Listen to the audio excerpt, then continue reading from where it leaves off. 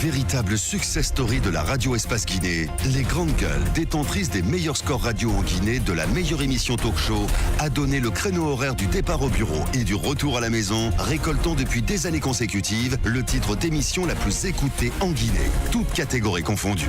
Un grand total de plus de 5 millions d'auditeurs ont été fidèles au talk show Les GG, diffusé jour après jour sur toutes les stations du réseau Adafo Média de 9h à 10h30, un exploit qui restera longtemps dans les annales de la bande FM en Guinée. Merci à vous qui nous rejoignez du côté de Cancan sur Radio Espace Cancan, évidemment. Vous nous écoutez à Kindia sur Kania Zik. Vous êtes à l'international. Bienvenue si c'est maintenant que vous le faites. Continuez à réagir. Le contact s'affiche juste en bas de l'écran. Sur Twitter, entre autres, je vous conseille fortement, avec plaisir. Nous allons relayer vos messages dans un instant sur cette antenne. À la une, l'UFDG, la principale force politique de l'opposition guinéenne, qui accuse le pouvoir d'Alpha Condé d'avoir voulu attenter donc à nouveau à la vie de son leader, et la cellule d'Alain Diallo. Celui-ci regagné Conakry ce samedi 16 février après plus d'un mois d'absence sur le chemin menant donc au siège du parti. À la minière, des accrochages ont éclaté entre les partisans du chef de file de l'opposition guinéenne et les agents des forces de sécurité. Le leader de l'UFDG, dont le véhicule, vous le voyez à l'instant à l'image, fut endommagé dans cette heure, dit y avoir perdu donc conscience, du moins momentanément, à cause d'une trop forte pression de gaz lacrymogène tiré par la police. Que s'est-il passé réellement? Nous posons cette question ce matin. De quel élément de preuve dispose l'UFDG pour accuser le régime d'Alpha Condé d'avoir voulu attenter à la vie de son leader? Le témoin oculaire avec nous dans ce studio, vous le voyez à l'écran, monsieur Kalimodi Yansani, vice-président de l'UFDG. Et par téléphone, nous allons joindre évidemment monsieur Mamadou Camara, contrôleur général, porte-parole donc de la police nationale. Vous allez les entendre ce matin dans notre émission Les Grandes Gueules. Et beaucoup de réactions ce matin, évidemment, avec les auditeurs sur Twitter, entre autres. Nous avons cet auditeur qui nous écrit, c'est Kewel Adra sur Twitter. Je ne suis pas de l'opposition, je suis le peuple. Et vous osez parler du peuple. Il pose cette question ce matin. Kono en Ersata, je jure, tu me parles de réforme, tu me parles de peuple, comme si ces deux choses existaient dans votre langage. Allez-y, modifiez la constitution. Et qu'en pense plus, c'est FDP. Voilà, je comprends pas du tout le sens du message, mon cher ami. Donc voilà, on va rester dans le sillage avec cette autre réaction. Je pense que on l'a déjà lu. Sinon, toujours sur Twitter, on a Adama de Myriam qui réagit sur le hashtag Espace GG. Bonjour. La politique est une danse. Quand on marche sur le pied de l'autre, on te met à l'égard. Donc c'est Adama de Myriam qui nous envoie ce message. On reste toujours dans le sillage sur le hashtag Espace GG avec cet autre auditeur, Abdul Aliou Wereya, GN. Bonjour Lamine, bonjour à toute l'équipe. En Guinée, on va beau parler de lutte contre la corruption, ça n'aboutira à rien du tout, quand même, car même ceux qui luttent contre ce phénomène sont corrompus jusqu'à la moelle épinière. C'est un auditeur qui nous envoie ce message. Sinon, on a Alpha Oumar Barry qui réagit aussi sur Twitter, hashtag Espace GG. Bonjour les grandes gueules. Monsieur le Premier ministre, monsieur le Premier des ministres a créé une institution imaginaire dans sa tête pour bien voler les recettes. Nous sommes gouvernés par des personnes qui n'ont aucun respect vis-à-vis des personnes qui le gouvernent. Voilà. On reste dans le siège avec Youssef Kaba qui réagit aussi. Bonjour les grandes gueules. Pardon, excusez-moi. Voilà. N'espérons plus rien de cette gestion qui est le meilleur exemple de gestion malsaine. En Guinée, un seul politique se démarque des autres par sa constance, sa rigueur et ses compétences. Lansana Kouyaté, avec lui la Guinée sera ce que nous souhaitons, on l'espère. On reste avec cet autre, toujours Youssef Kaba, qui lance des pics à l'IFDG. C'est lui vraiment alarmiste, violent et perturbateur. Ça c'est un gars du PLN voilà, qui réagit ce matin. Nous avons accueilli Lansana Kouyaté mercredi sans incident. Les militants de l'IFDG ne veulent-ils pas s'inspirer de ceux de PLN dont le pacifisme est à citer en exemple au lieu d'être dans la victimisation? C'est Youssef Kaba du côté de PLN qui réagit. Je comprends pas. Allez. Ouais, c'est quand même. Non mais c'est de bonne guerre. C'est chaque camp. Ouais, c'est de bonne guerre. C'est politique. Merci chaque camp politique regarde ces événements sous un prisme qui lui convient. il va de soi que le RPG Arc-en-Ciel a forcément une autre lecture des événements du samedi.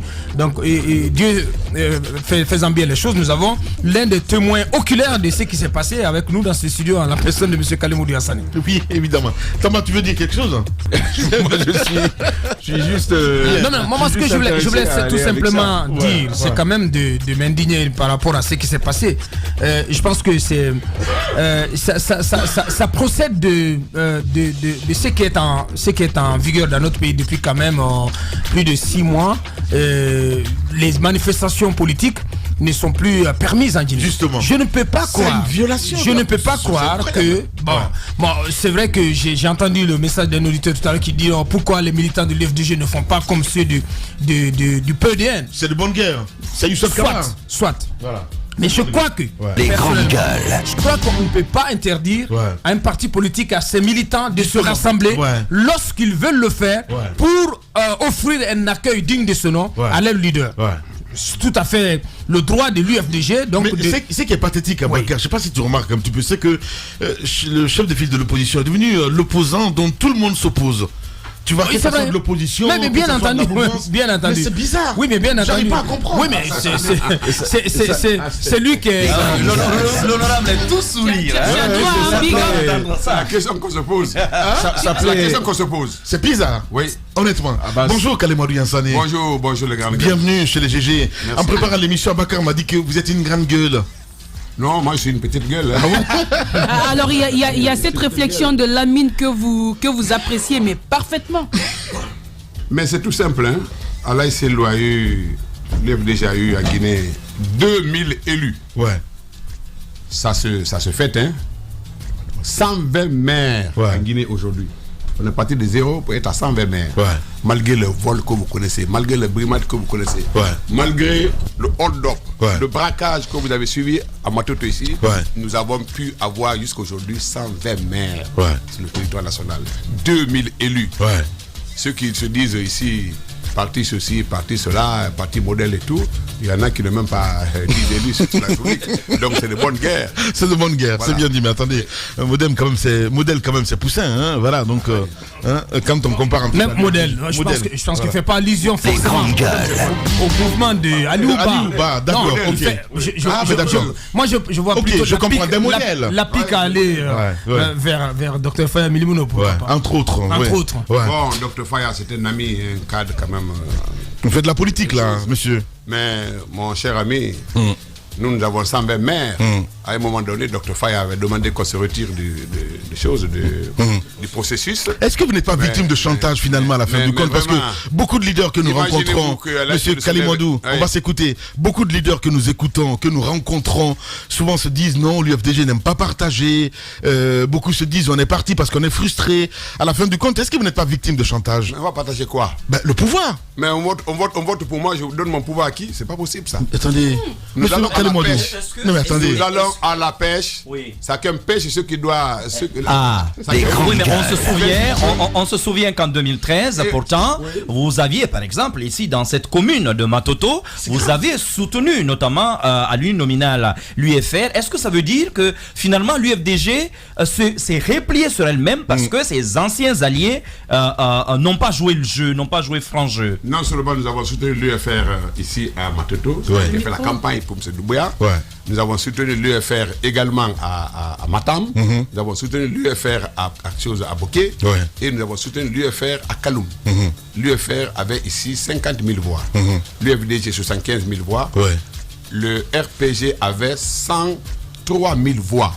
Au proportionnel. Non, proportionnel. Voilà. Lorsqu'on s'est ajouté, l'UFDG s'est ajouté à l'UFR ici à Matoto, les 50 000 voix sont passées à 106 000 voix. Le RPG est resté à 103 000 voix. C'est ce qui a créé des problèmes ici, vous vous rappelez. On a fait 2 semaines ici, faire des comptes et tout ça là. Entre Tos et Mohamed. Tos c'est nouveau. Moi je parle de Doumbouya. Ça, c'est oui, mais c'était Doumbouya et Tos encore. Ah oui, Tos encore. Voilà. Donc l'UFR est passé ici. Ça c'est une vieille histoire. On ne parle pas de ça aujourd'hui. On ne le regrette pas. On l'a fait, on ne le regrette pas. Vous avez vu qu'on a donné des postes de députés à des chefs de partis politiques ici. Et la nouvelle génération, la MGR. Et puis l'UFC. Ils sont où aujourd'hui? NFD aussi. NFD aussi. NFD, ils sont où aujourd'hui? Ouais. Tout le monde est parti. Ouais. Donc maintenant, nous avons compris. Ouais. Chacun pour soi. Dieu pour tous. Vous avez le sentiment que vos partenaires, vos ex-partenaires, se sont joués de vous. Bon, je peux pas les profiter de votre position de leader. Dans la vie, il y a toujours une leçon qu'on tire du passé, de l'expérience. La vie, c'est l'expérience qu'on accumule. Ouais. On va revenir sur le sujet, si vous voulez bien, mes chers amis. On va terminer ça. Lamine. Il a dit chacun pour soi. Voilà. Dieu pour tous. C'est quand même le propos du parti du chef de file de l'opposition. Ben oui. C'est le leader de l'opposition. Les grandes gueules. Chef de file. Lorsque vous dites à la file, désormais, allez pour vous, moi je vais pour moi, est-ce que vous pensez que c'est stratégiquement prolifique?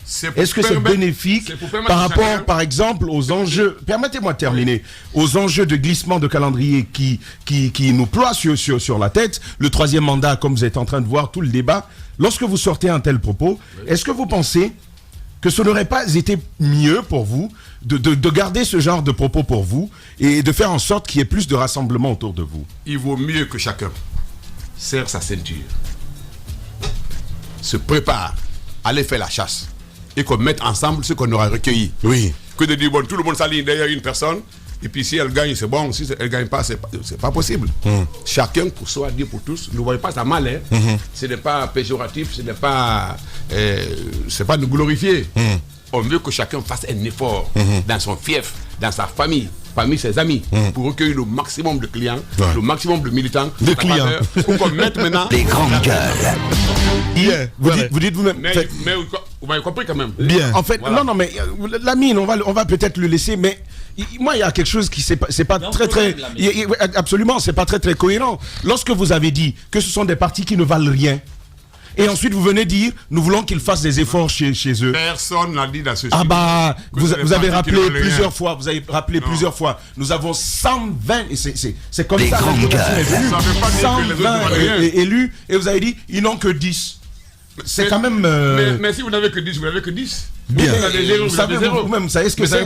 Non, c'est vous qui qualifiez comme ça. D'accord. Si vous avez 10, vous avez 10. Voilà. C'est votre point. On revient. Le vote aussi est fait pour ça, non? Alors, on revient sur l'actualité à Bakar. Le samedi, là, c'est le revenait donc à Conakry après plus d'un mois d'absence. Qu'est-ce qui s'est passé? Vous avez la veille appelé vos partisans donc à se mobiliser à l'aéroport et donc une assemblée générale extraordinaire était prévue à vos sièges. Vous étiez du cortège du chef de file. On nous apprend que vous étiez à ses côtés. Qu'est-ce qui s'est passé? Vous décrivez-nous le cortège, le cheminement du cortège jusqu'à hauteur d'Amdalaï, où ces échauffourées, ces accrochages ont éclaté. Quel est votre récit? Justement, quand on sait aussi qu'à la veille, il y a eu des rumeurs, des messages qui ont circulé, Kalimodou. Pour dire quoi? Pour dire qu'il y aura des incidents. Que vous prépariez, vos militants, disons les choses, que vous prépariez vos militants à attaquer les PA. De toutes les façons, la presse était représentée. Je crois que vous étiez représenté par les journalistes, non? Je ne peux que compléter son compte rendu. Moi, j'ai reçu Elaï Sello à 9h35 comme ça, son avion atterri. Et de là, on a pris les véhicules pour le siège, où les militants nous attendaient. Et on a pris soin de faire un communiqué pour dire que l'Assemblée générale ordinaire commence à 10h. Que tous les militants devaient attendre le président au siège à 10h ce jour-là. Donc, mais début, autour de l'aéroport, il y avait déjà 10 véhicules de police. J'ai même vu le BSP. BSP, c'est quoi d'ailleurs? C'est bataillon spécial de la présidence, je crois. Qui était là aussi. Avec le camion lanceur d'eau chaude ou d'eau fraîche, je ne sais pas. Non, c'est pas les Mamba, ça. Ça, c'est des grosses citernes chargées d'eau. Alors, on a commencé le circuit. Dès qu'on est arrivé au niveau du carrefour de l'hôpital international, on a vu les motards autour de nous. Tout le monde est sorti. Avant d'arriver à Bambeto, on avait fait le plein déjà de la route. La police n'était pas visible. Mais la presse était dans une Jeep découverte, une double cabine qui était devant nous juste. Arrivé à Bambeto, c'était le plein, on a continué calmement jusqu'au niveau de la mosquée de Bambeto là, et puis il y a un PA devant à gauche, où j'ai vu des militaires vraiment habillés en tenue de combat, comme vous avez connu la Grèce antique, hein? les combattants de la Grèce antique, hein, comment ils sont baraqués comme des cosmonautes. Mais les grandes gueules. Honnêtement, c'est des militaires, ils étaient au respect. C'était calme. Vraiment. Nous, on était sur le toit du véhicule. Je n'ai pas observé à distance, j'étais vraiment donc acteur présent. Allah les saluer amicalement et les gens se mettaient vraiment au garde à vous, le respect et tout.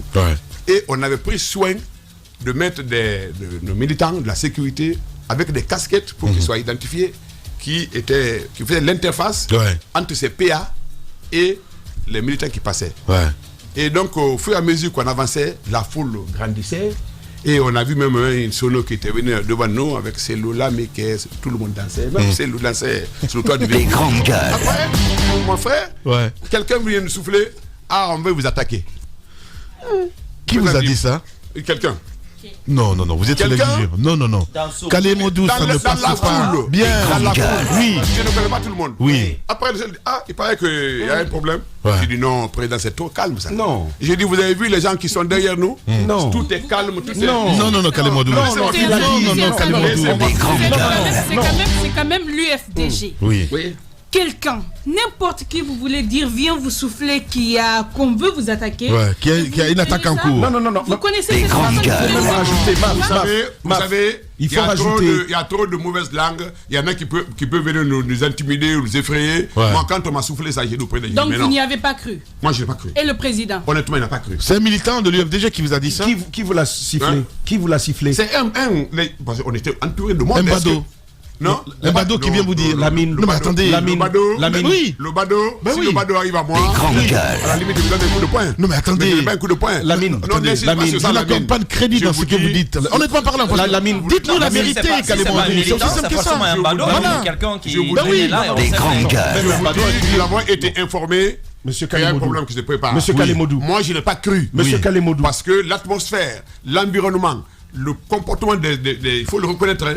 Et puis quand je dis, bon, la police est bien comportée, on va couper cette partie-là seulement. Quand le monde opposant dit que la police est bien comportée. Moi, j'ai vu ces policiers-là, ces gendarmes-là, bien arrêtés, garde à vous, elle a essayé de les saluer. Eux, ils répondaient amicalement. On a continué jusqu'à un certain niveau. Qui vous a sifflé à l'oreille qu'il y a une attaque en cours? Il faut revenir sur cette question. Je ne peux pas, sur 2000 personnes, je ne peux pas savoir ce qui peut se passer. Il y a un problème. Les mots ont leur sens. Oui, mais par quel moyen? Permet à Aboubacar. Permet. Ce n'est pas Monsieur Kalemodou. Monsieur Kalemodou. Quand on est en voiture, il y en a qui viennent donner des casquettes, il fait chaud. D'autres nous donnent des mouchoirs.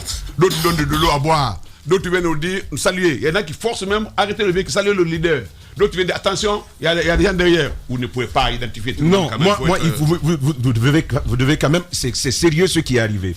Un véhicule a été endommagé, nous condamnons cette violence-là. Mais vous avez utilisé un terme bien simple. Quelqu'un vous a sifflé. Oui. Qu'il y a une attaque en cours. Sifflé. Non. Vous savez bien ce que ça veut dire. Ce n'est pas un cri que vous avez entendu. Ça veut dire qu'il s'est rapproché de vous. Et il vous a dit à l'oreille. Les grandes gueules. Et il vous a dit que vous allez être attaqué. Qui est cette personne? Vous ne pouvez pas dire que vous ne la connaissez pas. Je ne peux pas. Ah, c'est pas normal. Dans une foule. Libre à lui, mon cher ami. Allez-y, monsieur Kalemodou. Voilà. Après. Donc on continue. Oui. Et moi j'ai dit, mais c'est calme là-devant. Tout est bon enfant, tout est amical, ça passe bien, la foule danse, tout le monde. Même moi je dansais bien. Les grandes gueules. Maintenant, 10 minutes après, même pas 10 minutes, quelques minutes après, je vois le gaz qui tombe devant nous. Il dit, ah, ça c'est pas ça. Finalement, on est descendu du toit et on s'est assis sur le machin, les chaises. Et ça continue à pleuvoir. On a été asphyxiés complètement dans la voiture. J'ai vu les gardes du président se tapir sur le toit du véhicule, se coucher littéralement sur le toit, parce que le toit était ouvert. Il y en a qui étaient sur les vitres, il y a 2 qui étaient accrochés à la vitre arrière, 2 couchés sur le toit du véhicule. Entre-temps, j'entends POUM. Les grandes gueules. Ah, il était avec lui, il dit, ah mais qu'est-ce qui se passe? Je dis non, c'est une fausse manœuvre. Honnêtement, jusque-là, je n'étais pas sûr, je ne pouvais pas imaginer qu'on pouvait faire ça. Tellement le circuit était bien, ça s'est bien passé. J'entends encore boum. Je dis, ah, ce n'est pas une fausse manœuvre ça, c'est prémédité. Je me dis, qu'est-ce qui se passe? Il dit, ah, le pneu est crevé. Je dis, non, le pneu n'est pas crevé. Il y a une partie de la tôle qui traînait je crois, sur le sol. Et donc, il avait estimé que c'est le pneu qui était... Les grandes gueules. Le chauffeur, avec les gens qui étaient couchés sur les vitres, il n'avait qu'un petit trou par lequel voir la route. Avec tout ce monde-là qui était, il a filé. Ça s'est passé au point où on appelle Tour Eiffel. Le tournant là, on appelle ça Tour Eiffel. Avant le siège de l'ancien siège de RPC. Alors nous, on a filé. Parce que devant, c'était maintenant libre. Ouais. Les gens nous ont poursuivis. Méchamment. Les forces de l'ordre? Méchamment poursuivis. La police qui était devant a reçu les gaz dans la Jeep qui était devant nous. Il y a un journaliste qui a été blessé, qui a reçu le projectile au front. Ils l'ont jeté, ça a poigné le front, il a été blessé. Les autres ont détalé, chacun est parti là où il peut. On a continué, poursuite, sauvage, jusqu'au niveau du bâtiment qu'on appelle le Turquoise. Un immeuble là qu'on appelle la Turquoise. CBG. C'est là où on a aussi encore notre coup. Une autre Jeep a dépassé le cortège et est passé frôler à devanture du véhicule, carrément enlever les ailes, détacher les trucs. Vous avez vu les photos, je crois. Oui, effectivement. Et c'est garé devant nous. Le chauffeur a voulu l'éviter, mais comme les gens étaient couchés sur le toit, le président a dit arrête-toi. Il a dit au chauffeur de s'arrêter. Le chauffeur s'est arrêté. À ce moment-là, la Jeep s'est garée devant nous. L'autre qui nous croyait derrière s'est garé derrière nous. Et une autre s'est garée là. Ils sont tous descendus. Et je me suis retrouvé avec une armada d'une quinzaine de policiers armés comme des non-guinéens. Alors il a dit, mais qu'est-ce que vous voulez? Vous voulez me tuer? Ils étaient tous arrêtés comme ça. Après ils ont tous quitté quoi. Je n'ai pas vu d'armes à feu, honnêtement, avec eux. Mais ils étaient avec des tirs de lanceurs de grenades là, de trucs et tout. Les grandes gueules. À 15 mètres, ils ont commencé maintenant à nous arroser de gaz. Méchamment. Et où étaient en ce moment les militants? Vous étiez seuls? Mais ils ont fait fuir les militants derrière, devant, dans les quartiers et tout. Moi, c'est la sécurité qui m'a extrait de main aussi, et pour mettre sur une moto. Donc vous étiez seul au moment où on a gazé le véhicule à nouveau. Le véhicule de l'âge était seul au niveau de CBG au moment où on vous a attaqué et immobilisé. On n'est pas arrivé à CBG, on était à Turquoise. À la Turquoise, oui, effectivement. Moi, j'étais dans la voiture, j'étais avec Alain Selou. La voiture de sécurité du parti avait été éloignée et envoyée dans les trottoirs. Mon propre Jeep était aussi très loin derrière, je ne sais pas qu'elle était devenue. La Jeep de la presse qui était devant, malheureusement, les journalistes étaient vraiment sur le toit, ils étaient les plus exposés d'ailleurs. Alors, on raconte. Donc, attendez, je n'ai pas fini. Donc, moi, c'est la sécurité du parti qui m'a extrait maintenant de ce caca-là. Et je suis allé au côté gauche de la route. Ils m'ont mis sur une moto pour que moi j'aille. J'ai dit, je vais avertir les gens au siège pour ne pas qu'il y ait des problèmes là-bas aussi. Parce que si les gens apprennent qu'Alain a été blessé, attaqué ou n'importe quoi, ça peut faire autre chose. Donc, lui, il a été. Sa sécurité l'a envoyé dans le quartier. Il avait presque perdu un peu connaissance. Et mon chauffeur l'a récupéré pour le déposer à la maison. Moi, j'arrive au siège à moto. On dit, qu'est-ce qui se passe, vice-président? J'ai dit, malheureusement, notre véhicule a été attaqué. Ils étaient déjà au courant. La foule déferlait vers la route. J'ai demandé à tout le monde de rentrer. Entre-temps, une autre colonne de policiers est venue, cette fois-ci du côté de Bellevue. Mon frère, des bouteilles de gaz pulvérisées le siège du parti. Pulvériser le siège du parti. Vous savez, on est dans un couloir là, il faut emprunter un couloir. Les gens les femmes se sont blessées. Il y a une femme là que j'ai vue qui a des lunettes pharmaceutiques, ses liens sont cassés. Heureusement, on a un siège qui est prévu avec 5 portes, évacuation rapide. Et moi aussi, là aussi, on m'a encore évacué en tant que responsable pour aller me retrouver à Dixine. Voilà ce qui s'est passé. Honnêtement. Bien. On va écouter la version de la police dans un instant. Évidemment, monsieur Mamadou Camara, qui nous en a appelé, contrôleur général, porte-parole donc de la police nationale sur Espace TV. Il se passe dans la vie politique tant d'événements inattendus, bizarres, que la Guinée paraît fumer la moquette. Chez les GG, la politique, vie de société, les grandes gueules, pour l'intérêt de la Guinée.